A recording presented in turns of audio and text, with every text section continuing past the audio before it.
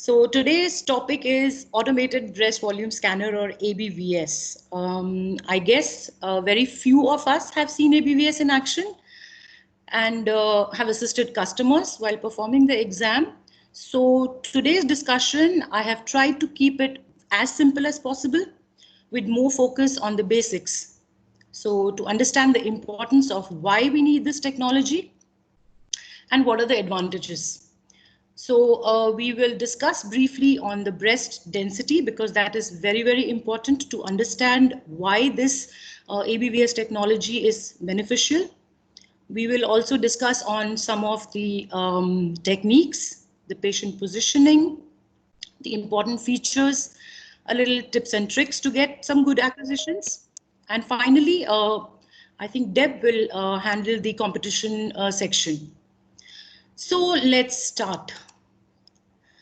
So before that, let us review some of the important facts to help understand why Siemens invested so much of time and money to perfect this technology of 3D imaging. So as you can see, breast disease is a global burden on healthcare, and it's the 5th major cause of death among women in the world. So if you look at this chart, you can see the incidence of breast cancer as well as the rate of mortality in each country. So one thing to notice is that 85% of breast cancer women, the breast cancer occurs in women who have no family history. So therefore, a routine screening becomes extremely important for early detection of breast cancer. So when it comes to breast screening procedure, we all know mammography still remains the gold standard procedure. Mammography has its own advantages, but there are limitations as well. The limitations are that it will miss more than 50% of cancers present in women with dense breast. So therefore, breast density becomes an extremely important factor. So what exactly is a dense breast? So this is the basic anatomy of the breast. I'm sure you already know, so I won't go much in detail. So just to point out, mainly the breast has 3 components: the ducts, lobules, and connective tissue. And depending on the BMI, age, or hormonal status of the patient, if there is more fatty connective tissue, it becomes a fatty breast. And if there is more glandular tissue, it becomes a dense breast.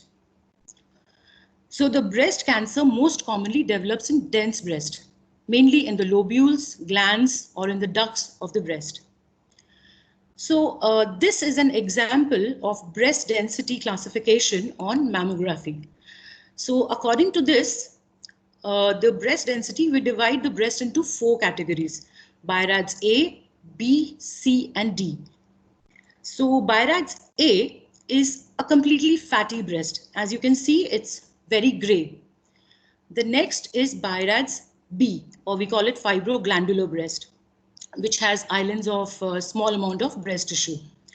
So if you see, it's much easier to identify lesions in A and B because the lesions on mammography, they appear white. Now 40% of women have 3rd category, that is a BI-RADS C. We call it heterogeneously dense breast, where the screen appears to getting whiter. And 10% of the women fall in the extremely dense, or the D category. So if there is any lesion in C and D, it becomes extremely difficult to locate. It's like finding a snowball in a snowstorm, So in these 50% of the women who fall under the category of dense breast, C and D, the chances of developing breast cancer is very high. And mammography sensitivity is very poor in dense breast. Therefore, to overcome this limitation, ultrasound is used in conjunction with mammography to evaluate these dense breasts. So ultrasound is a most commonly used modality for both screening and diagnostic purposes. And here's a list of clinical indications for ultrasound: for patients who complain of pain, palpable mass, young women, disabled women. So we all know the benefits of handheld ultrasound by now, because we have discussed already before in the earlier sections. So we know that it's real time, it's no pain, no radiations, And also, because of the latest imaging technologies in ultrasound, especially like the transducers for breast imaging, features like C-Clear, DTCE, CTI, it helps us in identifying lesions which are benign or malignant. So let us look at some of the characteristic features of the benign and malignant lesions on ultrasound. Why this is important? It's because the by-right characteristics of the lesion remain same on handheld ultrasound and ABVS. So the benign lesions will appear, have a characteristic appearance. They appear round, smooth, well circumcised. They are hypoechoic and display posterior enhancements like cysts or lipomas or fibroadenomas and all. Whereas if you see the malignant lesions, they appear more spiculated, have irregular borders. They are taller than wider, and have microcalcifications. So it becomes, and also they also present sometimes vascularity within the highly cellular types of malignancies. So although we get all this information, but and we all know that handheld ultrasound has a good sensitivity for dense breast visualization, but it comes with its own challenges when it comes to breast imaging. So first of all, it's operator dependent, and although ultrasound technologists and physicians are well trained, but we know that no two individuals can perform a breast ultrasound exactly at the same way and same time. So the handheld ultrasound, it needs real-time image adjustments, which is time consuming. So this leads to a lot of variability in the results, which makes it difficult to obtain a reproducible image, which are necessary for a follow-up exam. So generally, the 2D ultrasound exam, it takes around 20 to 45 minutes, depending on the severity of the case. And currently, the field of view is limited. We have a small footprint because of the transducer size. The footprint is around 38 to 55 millimeters or so. So that actually prevents the sonographers from understanding the complete breast anatomy. So it's very hard to appreciate the breast in entirety in such a small window. So it becomes extremely important to have a solution that uses standardized positioning protocols and also is automated, which means it's not operator dependent.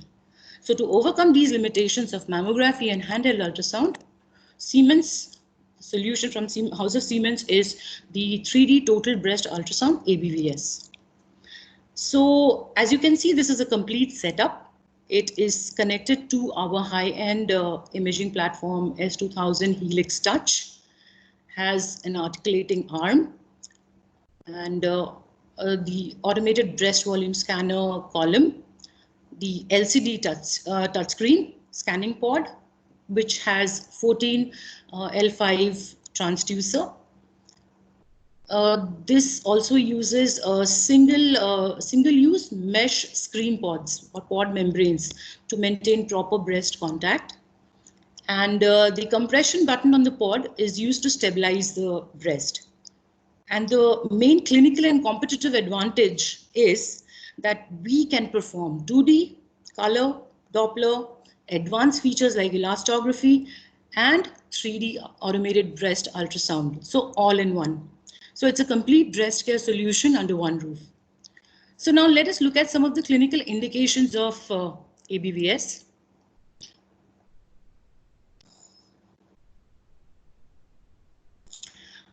ABVS, it can be used as a screening as well as a diagnostic tool. So these are the clinical indications, like for pre-surgical staging, for a follow-up, women, for younger women who are less than 35 years of age, to evaluate extent of the disease, nursing women. So quite self-explanatory. So the other main benefit of ABVS is the coronal plane, which is also referred to as a surgical view. This allows slice by slice evaluation of breast anatomy from the skin line to the chest wall. So this view is generally not available with the conventional 2D ultrasound.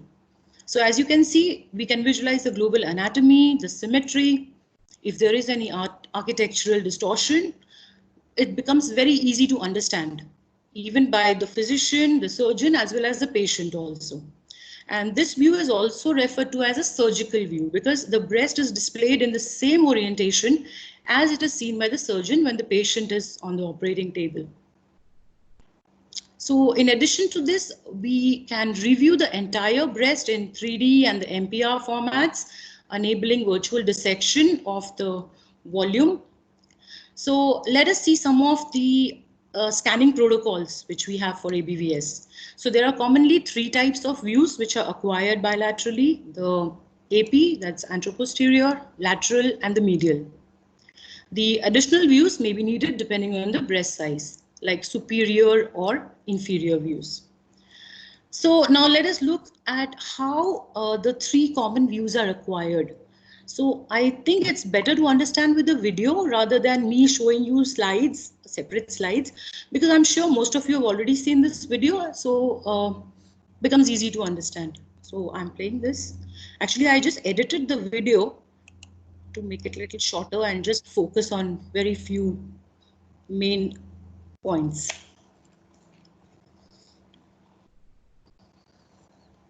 I hope it's audible and clear. Can anyone give me a sign?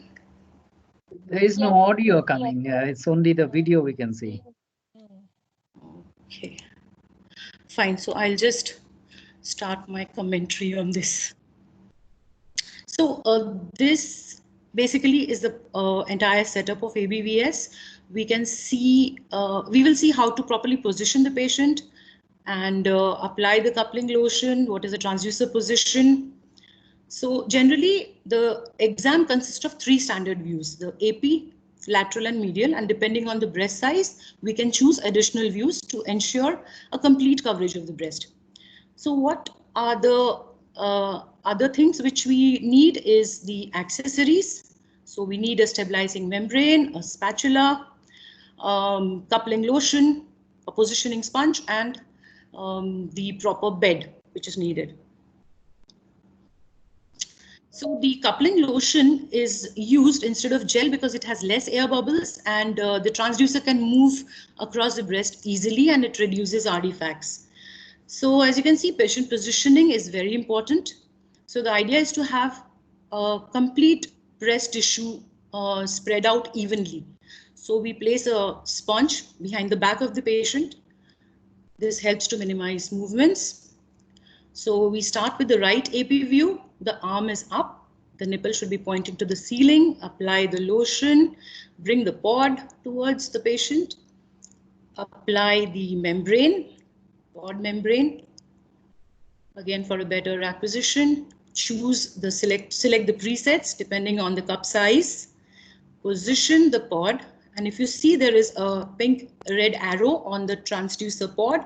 So that has to be in the center of the breast. We have compression. You lock the pod and apply compression. So the acquisition then starts from inferior to the superior aspect of the breast. And we can also check the coverage on the monitor, the small touchscreen monitor. We can see the nipple shadowing here, and also the coverage, the entire coverage from the lateral to the medial aspect of the breast. So once the acquisition is done, you mark the nipple and accept the views, and then apply, and the system automatically transitions to the next view, that is the right lateral view. So again, the patient positioning remains the same. You apply the lotion on the lateral aspect, bring the transducer, position it at the mid-axillary line, and push the breast tissue away from the patient. And roll it down, flatten it. Again, then we repeat lock and compression and start the acquisition.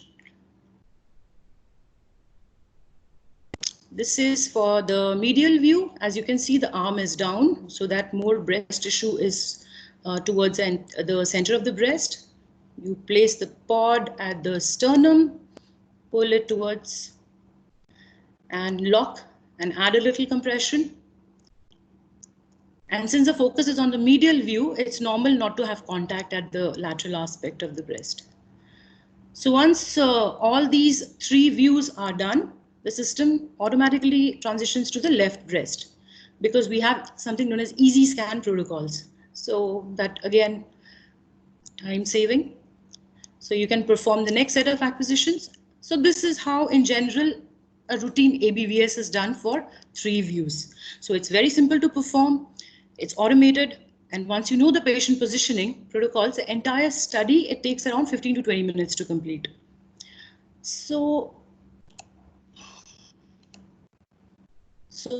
we have seen this. So the advantages of the ABVS are it's operated independent, highly reproducible, takes less time, it's all automated and standardized protocols, provides a complete breast coverage. And these are some of the clinical publications on ABVS, which are done on S2000. These are available on the intranet. So now let us see some of the artifacts, because they affect the 3D image quality a lot. And this, knowing the artifacts, to be aware of the artifacts, it helps us to avoid false positive interpretations. So there are a few common artifacts which are encountered when interpreting ABVS images. So let us see what are those. Interpreting. Shit, that's bad. Okay, so artifacts. We have this patient motion artifact, which is typically a vertical zigzag line throughout the coronal image, and it occurs due to the patient movement. We have cardiac motion artifact, which appears as a horizontal line on the coronal image, and it resembles like an MO tracing. Skip artifact, it occurs due to change in the tissue density. So when the transducer moves from non-dense to a dense area, like a cyst or a mass, it appears as a horizontal line on the coronal image and a vertical line on the transverse and the sag waves. Shadow correction or nipple artifact. Actually, shadow correction is an algorithm which we use to reduce nipple shadowing, which is caused by low signal echoes. So when dense shadowing is present, the system may display a gray area posterior to the nipple. So we should be aware of that. So to avoid that, we should apply a lot of lotion.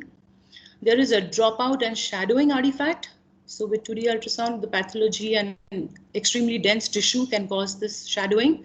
It happens in 2D as well. There is an air bubble artifact, which causes loss of contact with the skin due to air bubbles, mainly due to the coupling lotion. That's why a lotion is recommended as opposed to ultrasound gel, because that significantly reduces these artifacts. Then we have the enhancement artifact, which is routinely seen on 2D, and the image appears brighter in the posterior areas. So this is also known as a white wall sign sometimes. We have the fold artifacts. So this generally occurs with large fatty breasts where the tissue is like a pancake and difficult to flatten. So you can see the folds which appear on the coronal plane. Then we have silhouette artifact and nipple artifacts, which removes the low amplitude signals from the acquisition and enhances the aesthetics of the image. So you can see the dropout, which is seen on the coronal planes. The surgical scar, which is routinely caused due to shadowing and can be traced from the skin line to the posterior section. So these are some of the artifacts and which we should be aware of. So now let us see how we can avoid these artifacts to get a good image. So first of all, we are aware that the image quality can be impacted by the image acquisition process. So therefore, in order to have a good image, basic technique should be followed. You should select the appropriate patient depending on the cup size. The preset has to be selected. The proper patient and transducer position is utmost important. It's recommended that you use your use of lotion for a full coverage to avoid nipple shadowing or any reverb artifacts.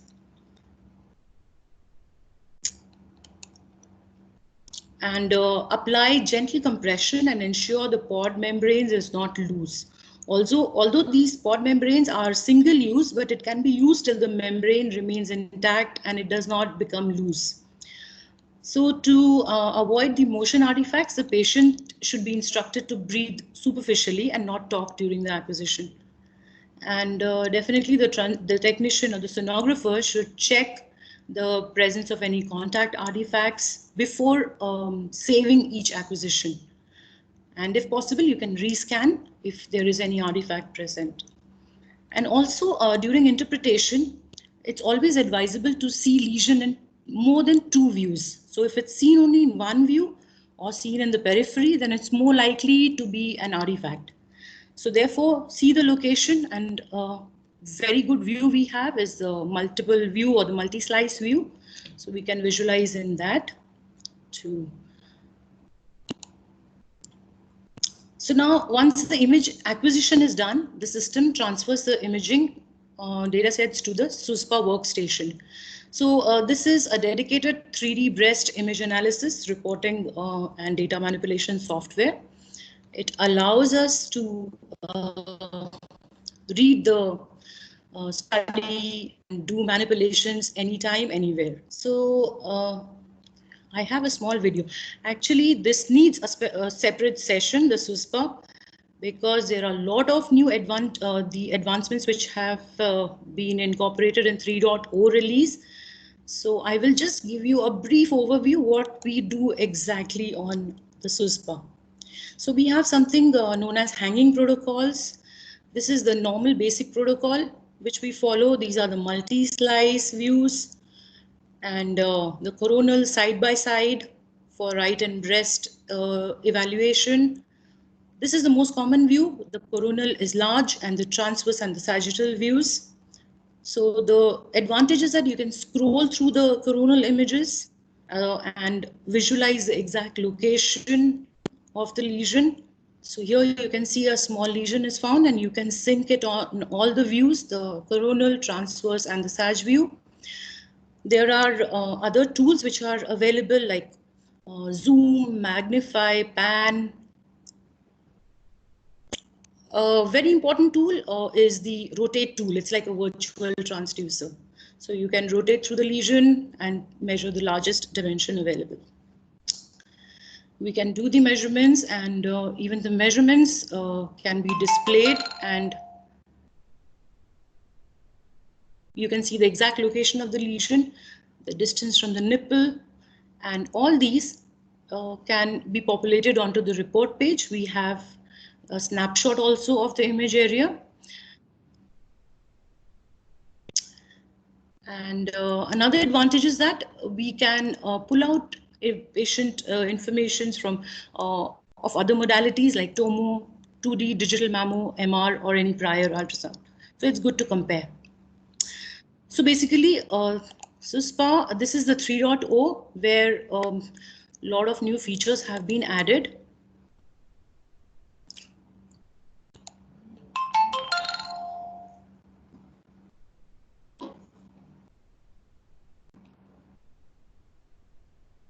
Okay, am I audible? Yes, audible. Okay, thanks. Yeah. So basically, SUSPA is a very user-friendly software, and it's easy to find tools for image analysis and find a lot of other features as well. So if you guys need a separate session on the SUSPA workstation, we can arrange for it, and you can add your comments in the chat box if you need it, because it's quite comprehensive. So now let us look at some of the cases for ABVS. So here, this is the first case. So we can appreciate the lesion very nicely on the coronal plane and the multi-slice view. So you can see this is a fat necrosis, and you can, with the multi-slice view, you can easily visualize the extent of the lesion. So here's another case of fibrocystic disease. So it confirms the irregular hypoechoic area with shadowing, And once the biopsy was done, and it turned out to be invasive lobular carcinoma. The third case here is of an heterogeneously dense breast parenchyma, which was seen on mammogram, and on ABVS you can easily visualize the hypoechoic mass and the architectural distortion very nicely. This was a palpable lump case of a woman, so there was nothing detected in 2D or mammography, and ABVS confirmed a palpable lesion, and the biopsy results were invasive ductal carcinoma grade 2. So next case, female, history of breast cancer with lumpectomy, and on mammography we can see heterogeneously dense breast, and the bilateral breast ultrasound was ordered, and the ABVS demonstrated irregular hypoechoic masses, and the biopsy result was invasive ductal carcinoma.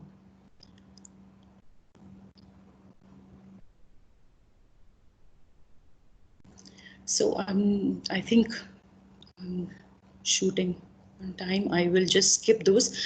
So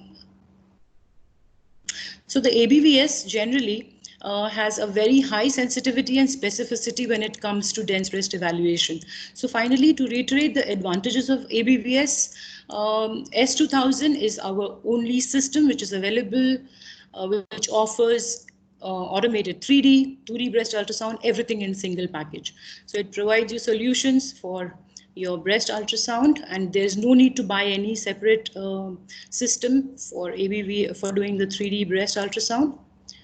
So this brings me to the end of my presentation, and we can see some of our, these are our ABVS ASEAN KOLs. So Dr. Barbara, Dr. Angela from Manila, Dr. Sudhakar, Dr. Chandalula from India, Dr. Swan Cook, Dr. Tuk from Vietnam. In Indonesia, we have Dr. Helena, Dr. Pianuth from Thailand. And in Korea, we have Dr. Kim and Dr. James from Australia. So we have a good, ABVS KOLs, and we think we should, develop more KOLs for ABVS because it's a very good technology. So here, that brings me to the end of my presentation. So now over to Deb. Thank you, Kavita. We can take the questions now. Deb is our clinical labs person from Australia, so she will do the competition part, and post that we can take the questions. Deb, over to you.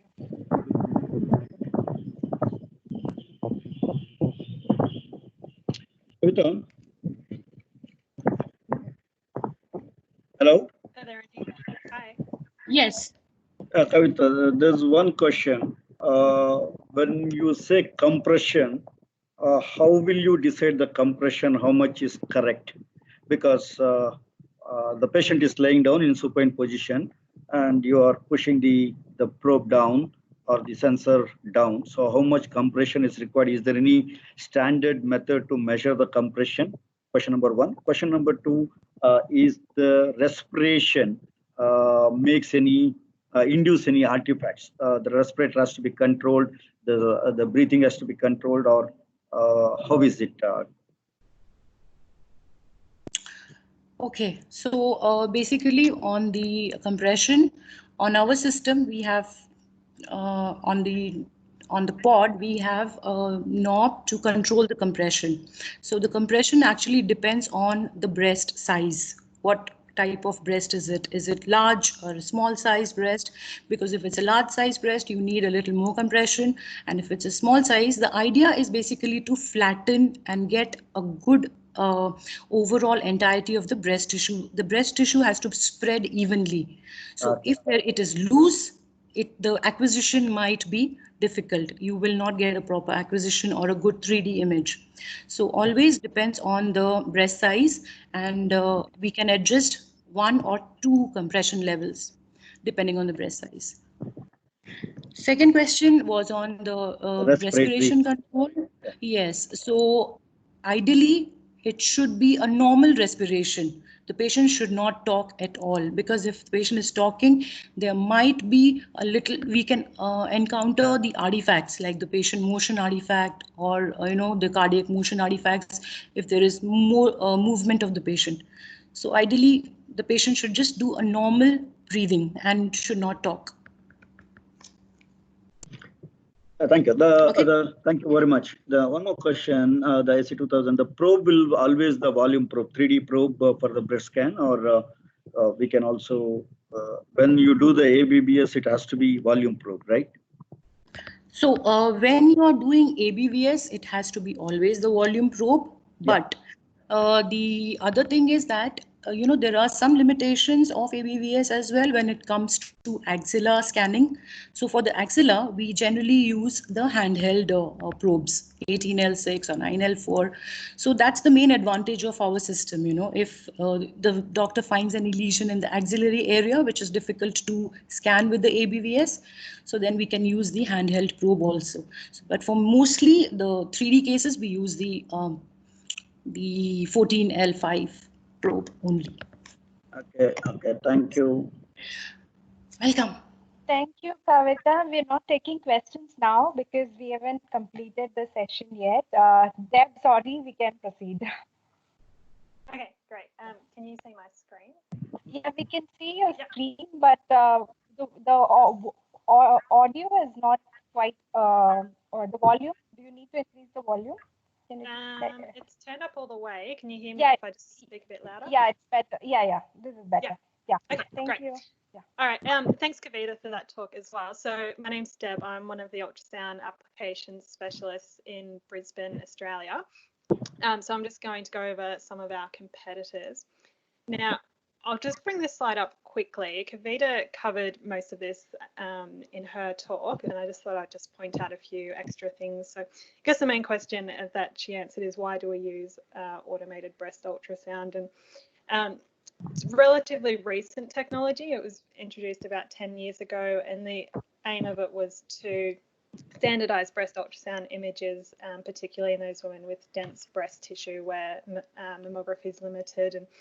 And I have similar figures to what Kavita mentioned, which is that mammography alone is reported to miss up to a third of cancers in dense breast tissue, and about 71% of breast cancers occur in dense breast tissue. So it's obviously very important that we find a good technique to assess dense breast tissue.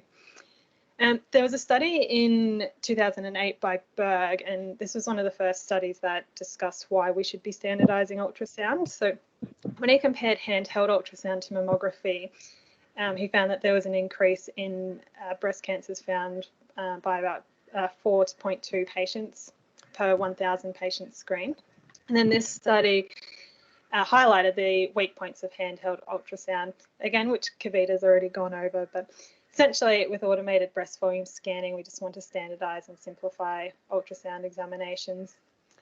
2 years ago, there was another study by Kim where they reported that the detection rate of breast cancer in automated breast ultrasound was much higher than handheld ultrasound. That study found that using ABVS, 98.7 cancers were detected compared to only 94.7 in handheld ultrasound. So there's definitely some good research supporting why we should be using ABVS. In Australia, we do have a few ABVS systems. In my region in Queensland, I think there's 3. However, we found in Australia that there doesn't seem to be many customers actually using the systems, and I think that's probably because of the high level of skill of sonographers in Australia, and then the obvious advantage of being able to assess a lump or perform intervention with using handheld ultrasound. So they're definitely around, just not used as much, perhaps in other regions.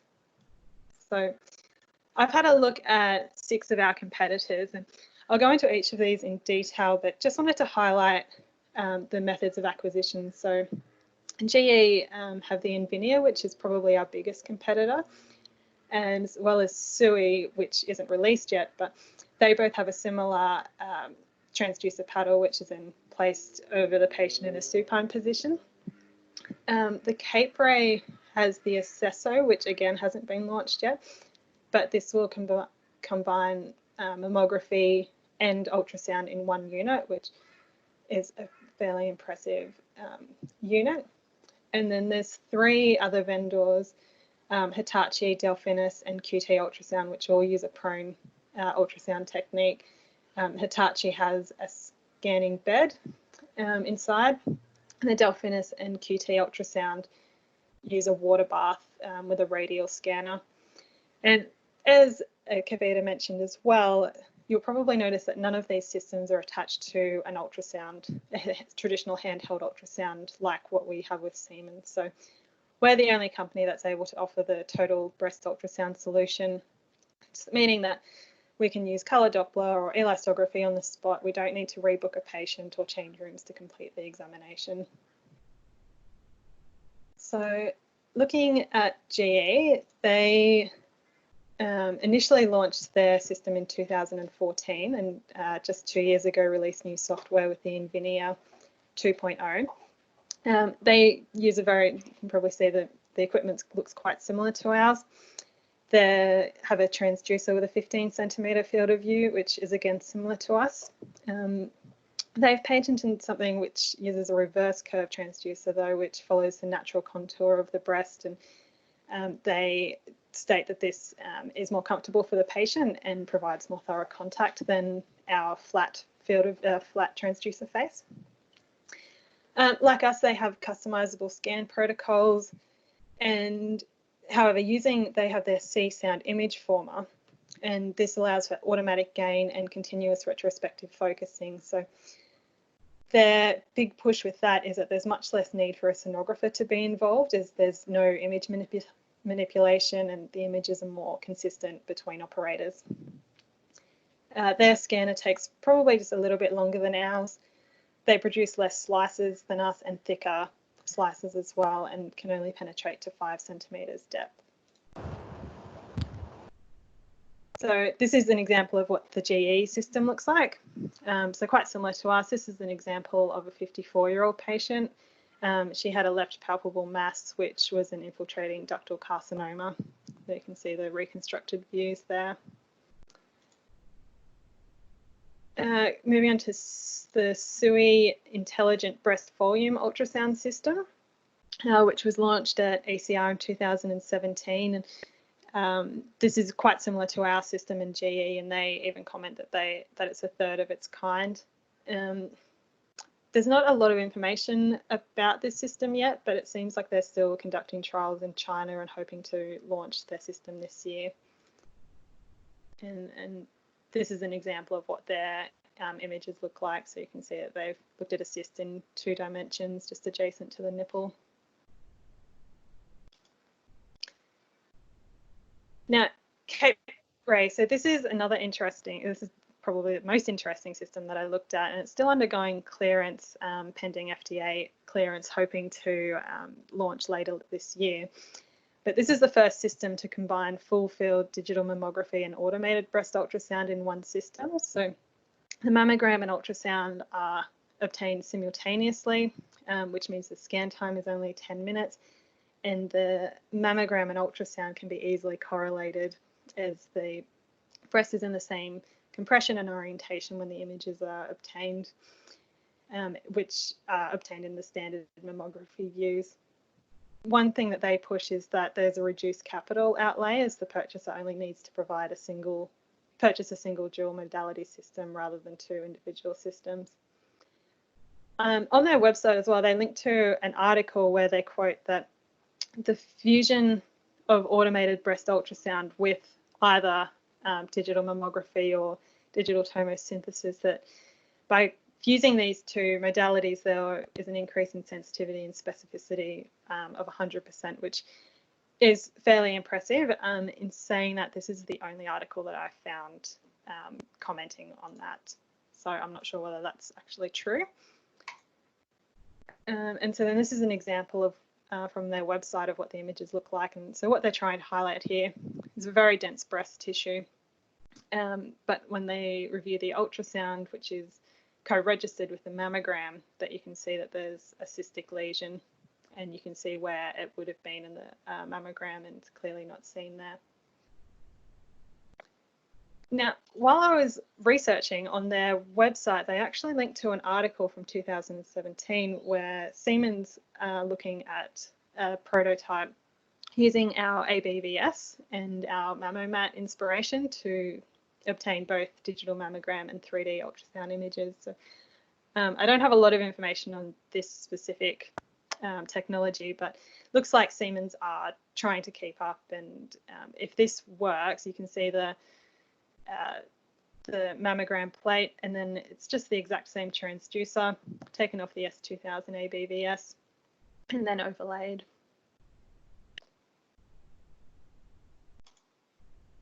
Okay, so moving on to the prone view. So this is the Sophia 3D ultrasound breast system, which is a joint venture from Hitachi and iView. So the patient's in a prone position, there's ultrasound gel applied to the scanning cutout area in the bed rather than the patient. And they have a transducer which scans in a radial fashion. So the transducer is 92 millimeters and then rotates around from the nipple. And by using this technique, they managed to have the fastest scan time. So it only takes about 30 seconds to complete the full radial sweep. And then this produces 2D, 3D, and MPR views. And they quote that this reading time is only about 1 minute. So definitely the fastest system for both scanning and quoted reading times. And this is an example of images that they produce. So this image is a bit confusing, which is obviously how they've obtained the data, but then you can see the reconstructed volume rendering of the breast, and then you can see this fibroadenoma in 2 planes and with the volume rendered image. The Delphinius soft view is another one of the prone position 3D breast ultrasound. So the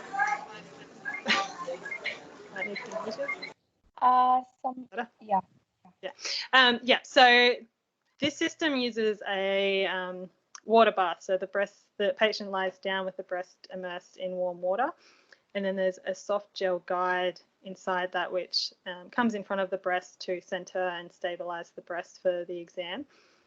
And then there's a circular imaging ring around the transducer, which rotates around the breast, and the scan itself takes about 2 to 4 minutes.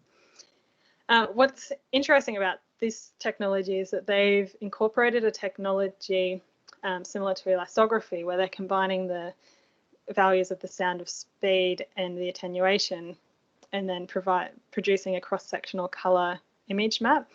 And then that demonstrates the least to the greatest relative tissue stiffness of the full volume of the breast tissue, rather than needing to locate the abnormality and then apply elastography.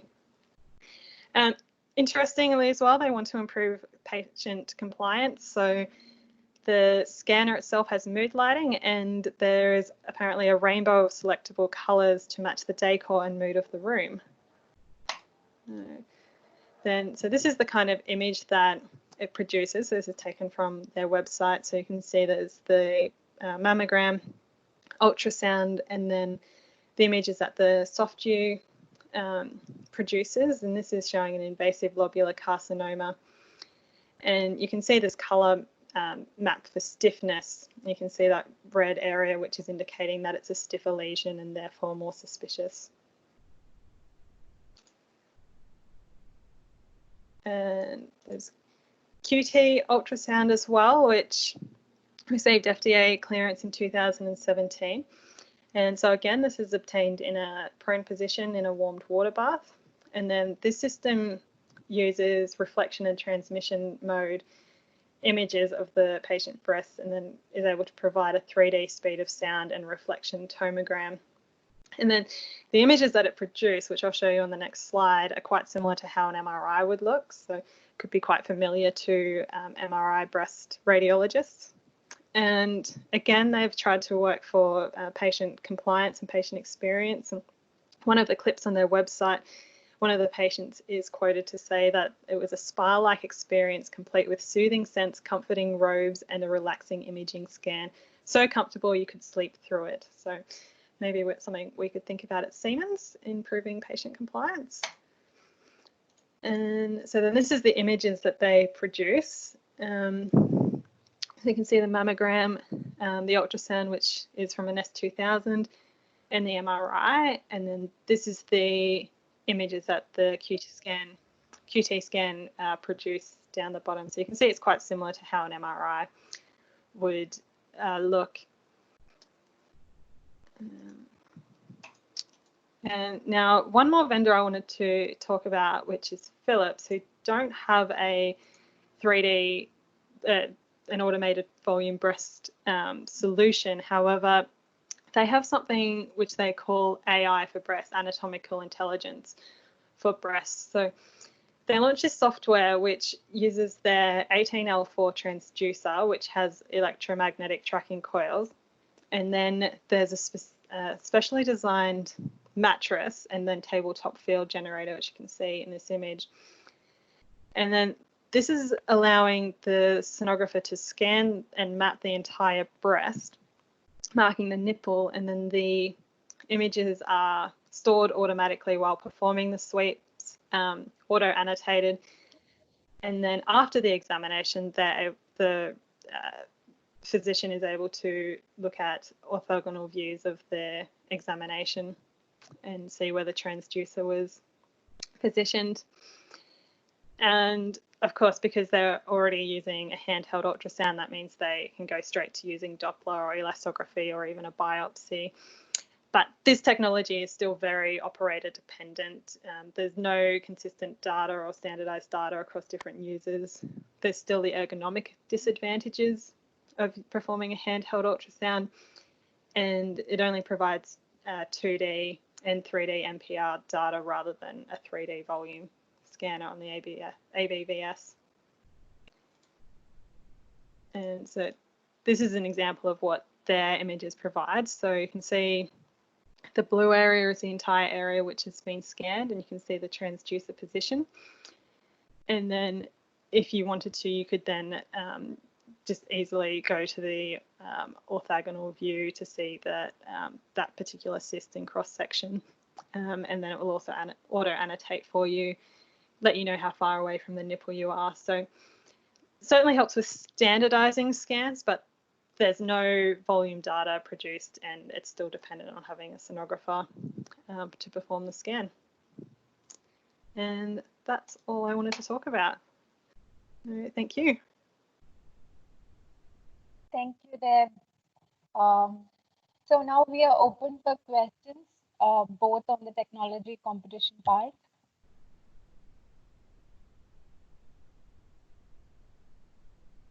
Thanks, Deb, for your contribution in that. I think it was very good and interesting for me to actually get such a broad-based overview about ABVS. You know, in my times, around 4 or 5 years back, when we were selling ultrasound and ABVS, we're focusing mainly on I think Hitachi and GE.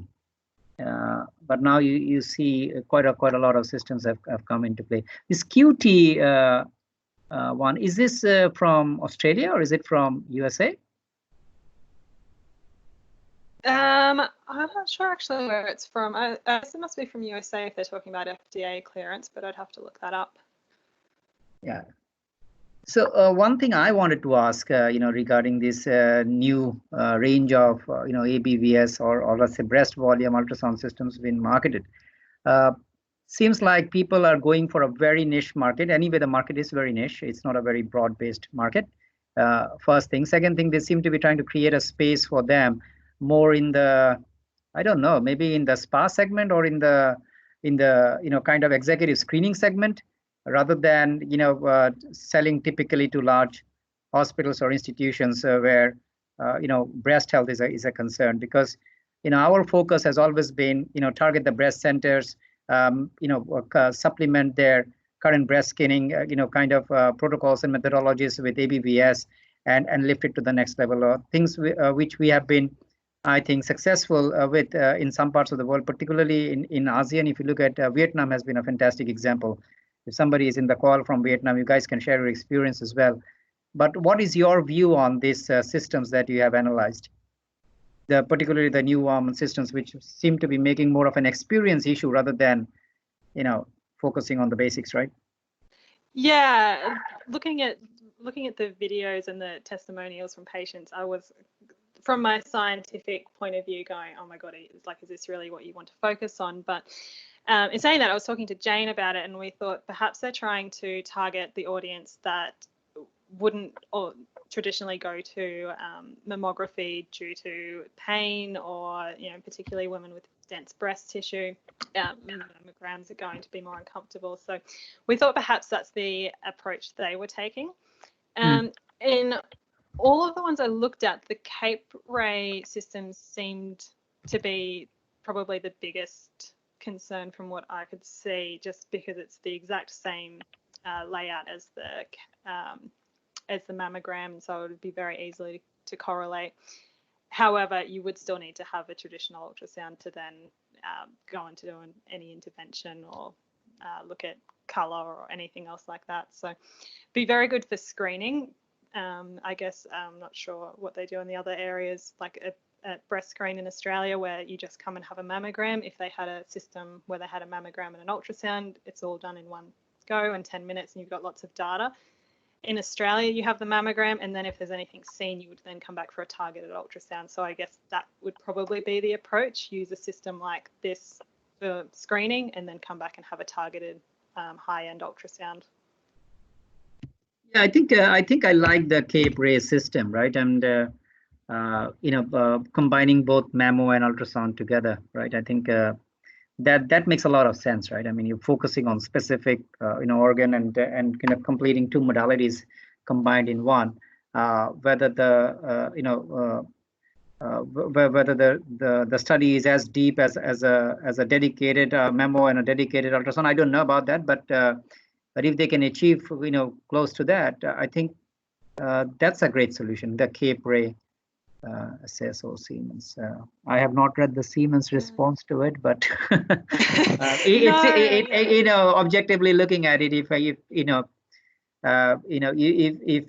were a sales guy and had to position it, I think this would be something which could actually threaten the market, right, of ABVS.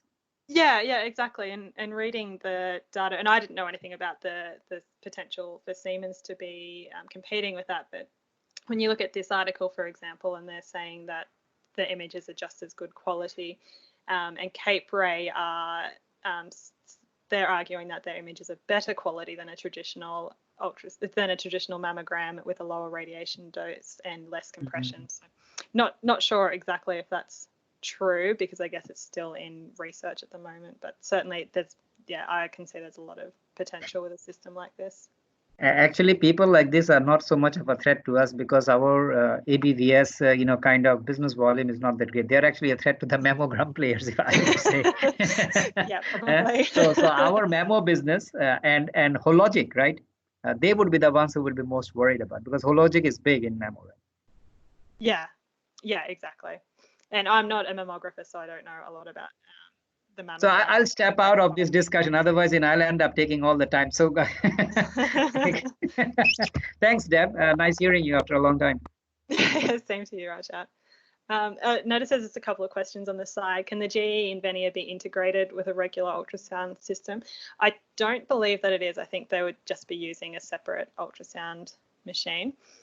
And the next question is, what is your opinion on ABVS to mammography volumetric rendering?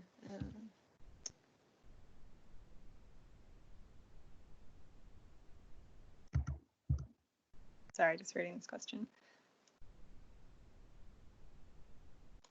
Hello. Hi. Hello. Yeah. Sorry. So yeah. With yeah. I'm Jongkoni speaking from Thailand. I would like to know about the AI. The AI now support ABVS or not? Sorry, say that again. Yeah, I would like to know now the ABVS accruson is can support by the AI technology now. Well, I'm not sure about the answer to that. I'm not sure if Kavita might be able to step in for that. The AI technology. Kavita, I would like to continue with her also. Yeah, it's the same. Currently, the customer is also asking us, is there something like a memo cat reading when they have the volumetrics of data set? Do we have AI telling customer that it's a benign or there's a malignant? I think Vietnam will be the same question also. Is the AI functional in our ABVS doing the reporting? Yes, correct question. I think on the SUSPA workstation, we have few tools for image manipulation and all, and even the BIRADS reporting. But the AI technology, I will check and revert back. I think we do not have it at the moment, but I will check and revert. I think you're probably referring to what Samsung have with their S-breast technology. Is that what you're thinking of? Where they get an outline of the lesion and then they get like a BIRADS sort of rating for the lesion? Is that what you're looking at in Vietnam?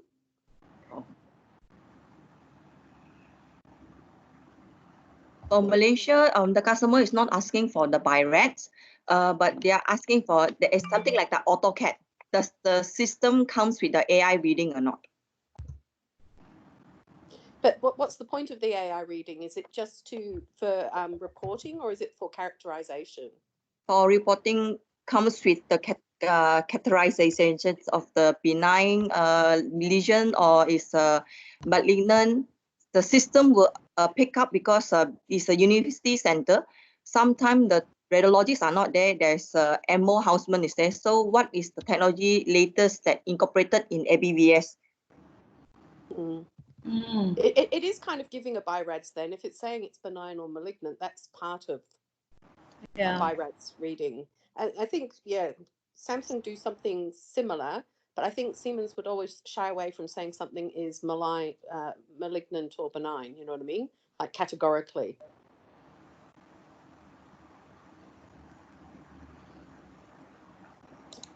It's dangerous territory, do you know what I mean? When you get into saying this is a malignancy. Understood, thank you. Yeah, I mean, most of our tools are indicative, but we do not say that this is the result, right? This is the diagnosis. So, yeah, I agree with Julie on that. So there are a couple of other questions as well. Deb, did you understand are you answering the question from Daniel? Yeah, I can. I just saw Suresh has asked another question about what are the advantages of ABVS over handheld. So I've just put the slide back up. But the main advantage of ABVS is that it's a standardized, reproducible, simplified image, and that it can be assessed at a later date. So you can evaluate in cross-section after the scan has already been performed and the patient has left it, or off-site, compared to using a handheld ultrasound where traditionally wherever I've worked, we've always had to have a radiologist on site because they might want to look at something again in real time. So yeah, that's the main advantages, and Kavita went over a few as well. What's the next question?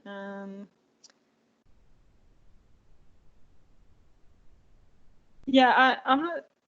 The second question, Kavita, you might be able to answer. Can we make do without the small touch monitor mounted on the ABVS arm, as we're already integrated into a regular ultrasound system? You might have a better response to that.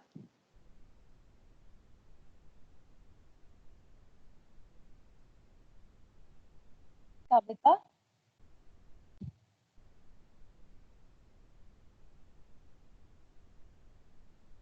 Can I jump in on that one? Yeah, yes. go. Yeah. In my experience, if you're not dealing with a sonographer who's doing the ABVS, it's a mammographer or a technician of some sort, not the doctor, because the doctor usually will come in and only do the handheld part. So I find that the mammographers prefer to work with that small screen than the big ultrasound system. When you show them the big ultrasound system, they get intimidated. And if you can tell them, you do not need to worry about this, you can do everything, almost everything from the small pad, then they calm down and it's easier and they feel more confident to interact with the smaller touch panel. So I would keep it. I would not be getting rid of it. That's my 2 cents. Yeah, I would agree with that as well. Thanks, Julie. I'll take up the question. Is there a plan to put ABVS to other models? It is something that we at this stage from this group of people cannot answer. I hope we have it and we can get the roadmap whenever it is available. I think any more questions?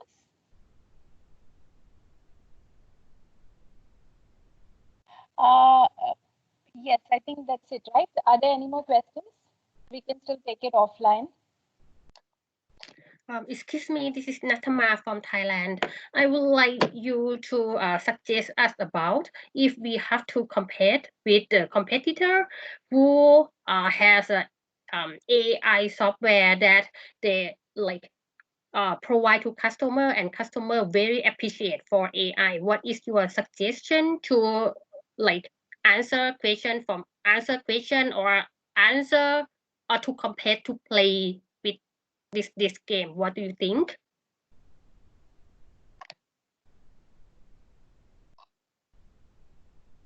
So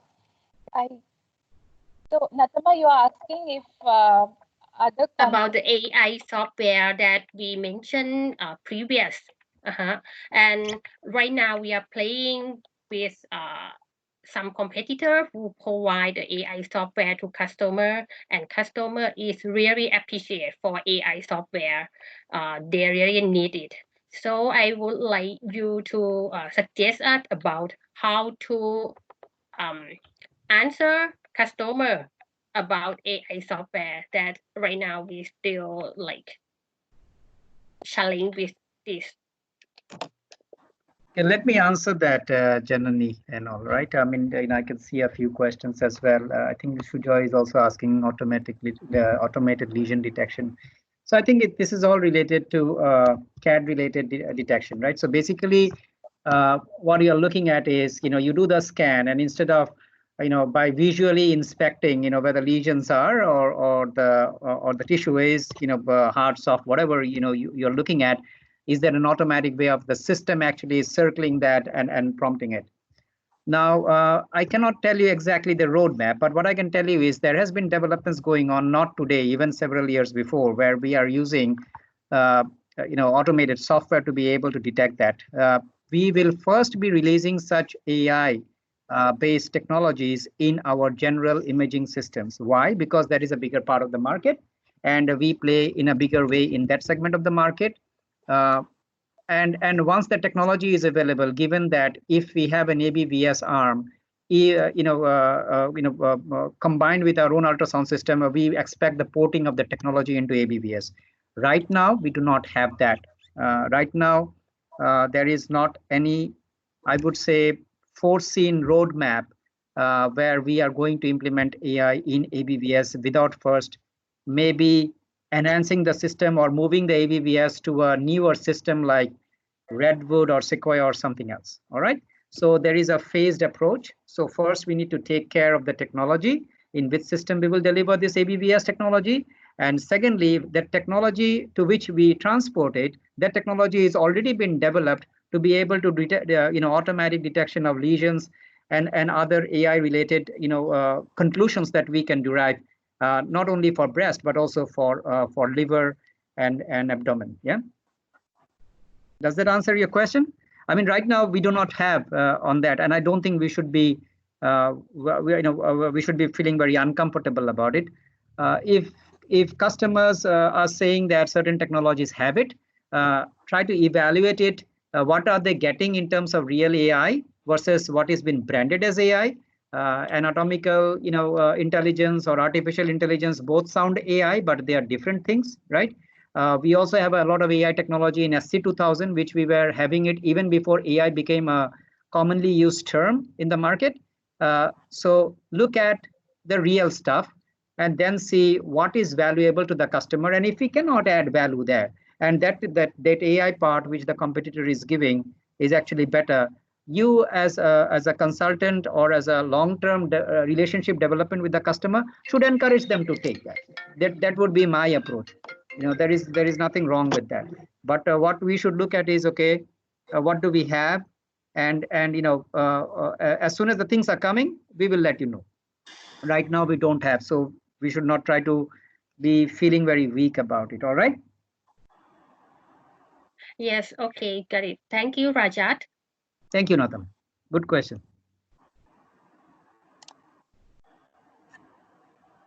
Yes, there's a, can I?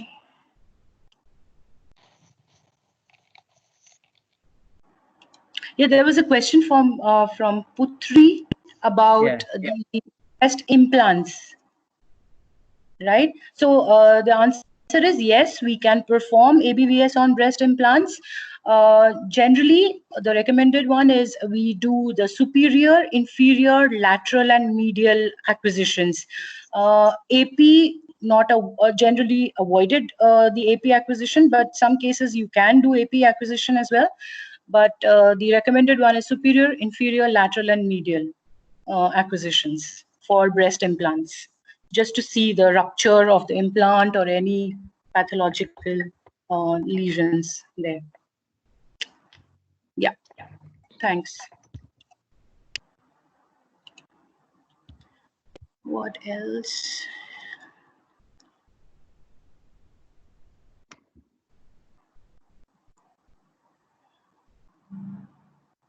I think Sujoy asked a question, is the project of putting ABVS on MMO inspiration still on?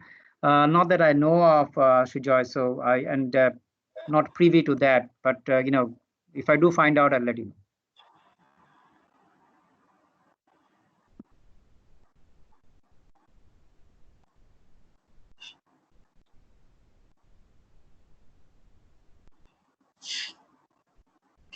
Okay, I guess other questions.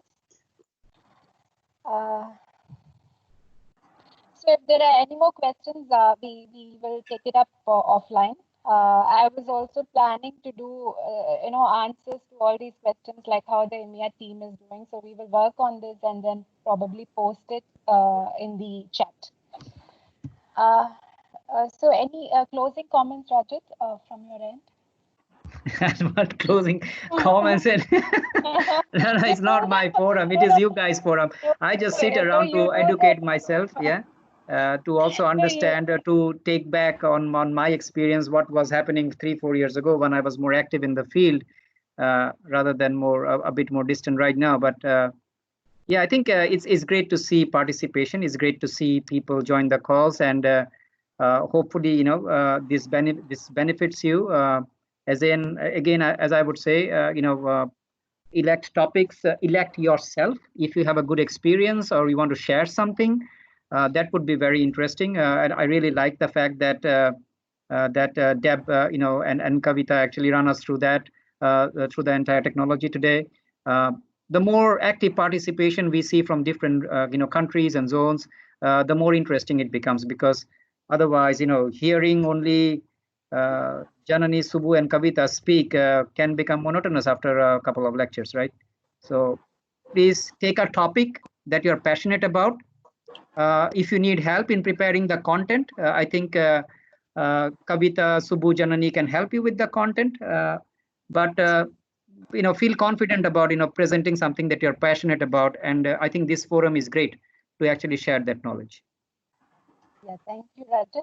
And Julie, point noted, on SASBA, we will plan a session definitely soon, and I'll keep you all updated. Okay, thank you, guys. Thank you, Kavita. Thank you, Deb.